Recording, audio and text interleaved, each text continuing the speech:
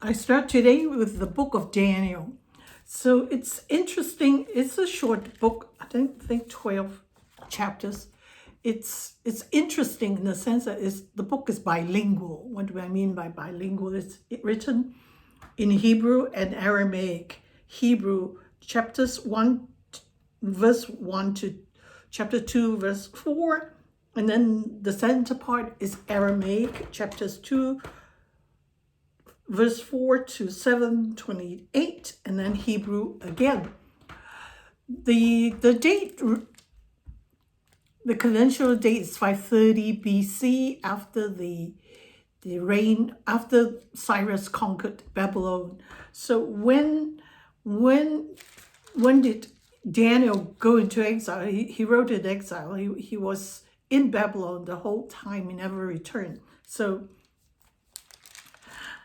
there are many, the conventional date, I subscribe to the conventional dates because there are many scholars who say that, well, it wasn't written around 530 BC, was written much later, possibly 165 BC, around the time of the Maccabean time under the rule of Antiochus Epiphanes, where the persecution of Jews was at its raging, and it was written to comfort them that this was not, it was written in pseudonymity. Somebody wrote it and just took the name of Daniel. It's not uncommon that I would write something or rather put my own name. I'm an unknown. I would say so, a famous author wrote it, kind of thing. So that's been thrown around, but there are many issues inside the document itself to show that Daniel did write it, and in the time of exile, starting with chapter 1, he tells us when he was in Babylon. It was the 3rd year of the reign of Jehoiakim, in the king of Judah. We know when that is, 605 BC, when a very young Nebuchadnezzar came marching through out of Babylon into Judea, and then into Egypt. You understand, Judea is right in the middle. If the Egyptians wants to expand, they have to march northwards, trample over Judea, and then go to the other places in the north. Similarly, if Babylon wants to come over, he goes up a little north, past the mountains, and then down into Canaan, and then to Egypt, and that's how they expand. So definitely, Daniel says 605, when a young Nebuchadnezzar came marching out. And at the time, the last few years of Jehoiakim's reign, and Nebuchadnezzar has just won the battle against the Egyptians at the Battle of Carchemish, which is towards north around Syria. And then he comes in marching into Jerusalem, and he said to Jehoiakim, under his father Josiah fought the Egyptians and lost his life at the Battle of Megiddo. So Jehoiakim was put in as a puppet by the Egyptians. So now Nebuchadnezzar says to Jehoiakim, you were Egyptian's bitch, then now you're my bitch. Well, to put it in modern vernacular. So towards so here he comes marching in. It was a soft kind of conquering of Judah and Jerusalem. He took a few people. He took some valuable objects out of the temple. This is chapter 1. Out of the temple to take back to Babylon. And he took a whole bunch of young children. For some reason, he recognized that the children of Israel are smart. This pagan king knows his stuff, is that these kids are good. I want them in my kingdom, teach them Babylonian culture and arts and crafts, and then they will in turn help the empire of Babylon. And that's how Daniel and his three friends were taken when they were very young. We don't know how old they were. Presumably, I would say 10, pre-pubescent. Yeah, that's the time when it's easier to inculcate them and teach them and brainwash them, so to speak. The other objection to the late date of Daniel is because you understand that there are many scholars who doesn't believe in God and they want to demythologize the Bible. There's no God, and this is historical. There's no such thing as such long-range predictive prophecies. Everything has got to have happened, and that's why they're able to write it. And this is, if it's true, at best historical accounts. Otherwise, they're myths. Yeah, many Jewish people still think that the Bible is a mythological. Well, I suppose they never read it. They think, just as the Greek mythology, you have biblical mythology. Well, that's another story for another time. They don't believe that there's such long-range predictive prophecies, because the first part of Daniel is about the history, stories of their rule, their encounter with the Babylonian rulers, Nebuchadnezzar's son, and so on. The later part is prophecies. So they cannot be such long-range prophecies. There's no such thing as a God, therefore there are no prophecies, no parables. So this thought is still prevalent for unbelievers. So that's another story. And so what was I say? Oh, here we have Daniel writing from Babylon, saying how he was taken as a young child into exile in Babylon. And we already know that from Jeremiah that after the death of Jehoiakim, his son Jehoiakim rose to the throne, and he surrendered to Nebuchadnezzar. And 597, he went into exile and was imprisoned in Babylon the whole time until he was released after the fall of Jerusalem. And here, 597, Nebuchadnezzar comes once again to Jerusalem, to Judea, and took more stuff out of the temple.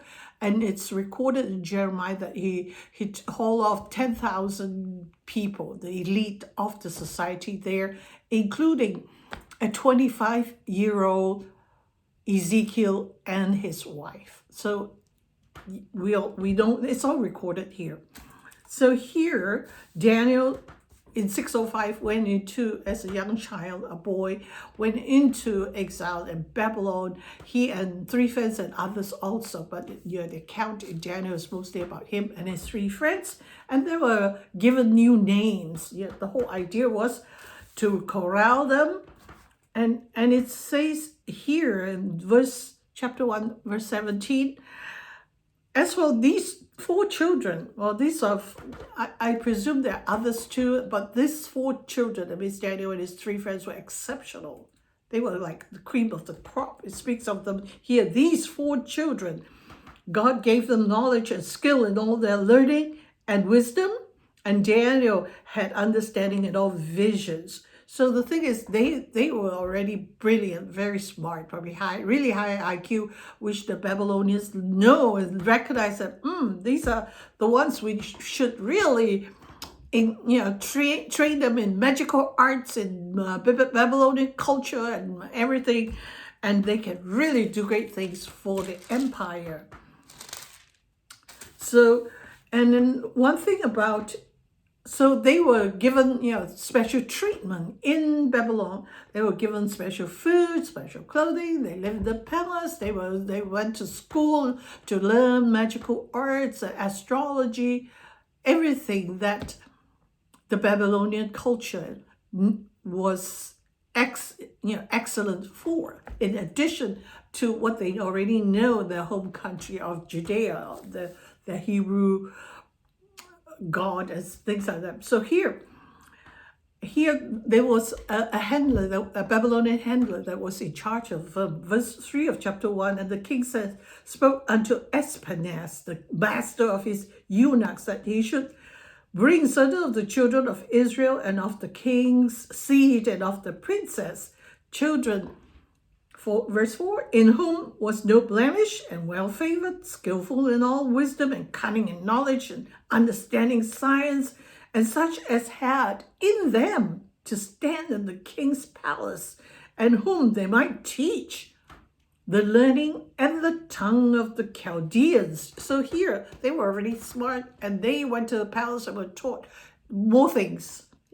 Magical arts, to speak the Chaldean language, and also their own.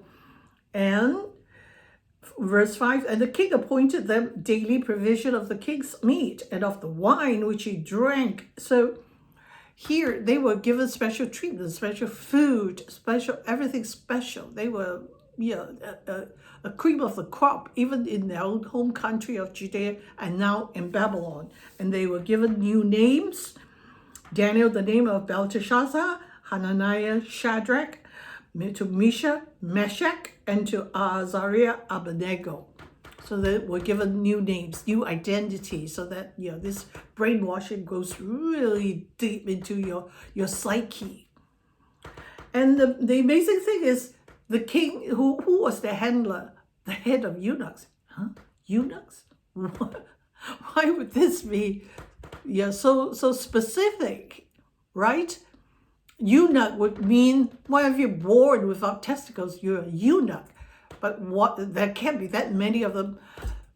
Why eunuchs? Even in Isaiah, he mentions eunuchs. So it's very, it is outstanding. It is not unusual. So when a conquering army comes and conquer a people, they take the young males and castrate them. They don't want them to rise up, and usually they think that castrated males are more docile and will not rise up and rebel. So that's how. So they were made eunuchs. So here the head of eunuchs was judge of Daniel and his 3 friends. So the assumption is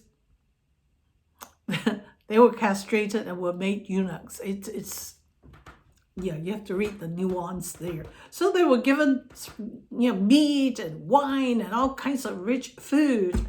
But Daniel said to him, and said, I don't think I want to eat these things. I'm not used to it. Let me just eat my vegetables and water. And the eunuch said, no, if the king should see you be skinny and pale, he'll kill me. I said, no, give me 10 days and try and see if I look any worse, and then we'll see.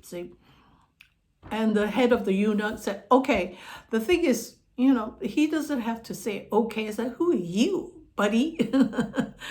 You're under my care and my control, right? Why should I listen to you? You do what I say. You eat what I eat, what I give in front of you. But as with our Lord, he makes our enemies even become friendly to us and honor our requests. And that's what happens here. Why did he not want to eat the food? Possibly this was meat offered to their idols. This is not kosher meat, or maybe it's swine flesh, which the Jewish people don't eat. So there are many reasons, but the main reason is possibly the food is too rich, and he would prefer just water and vegetables. And the head of the eunuch said, okay, I will test you out in case after 10 days, if I see that you become pale and sick, then you must eat the food I put before you. On the last verse of that chapter, Daniel continued even unto the 1st year of King Cyrus. So he had a long career in Babylon. We'll continue next post.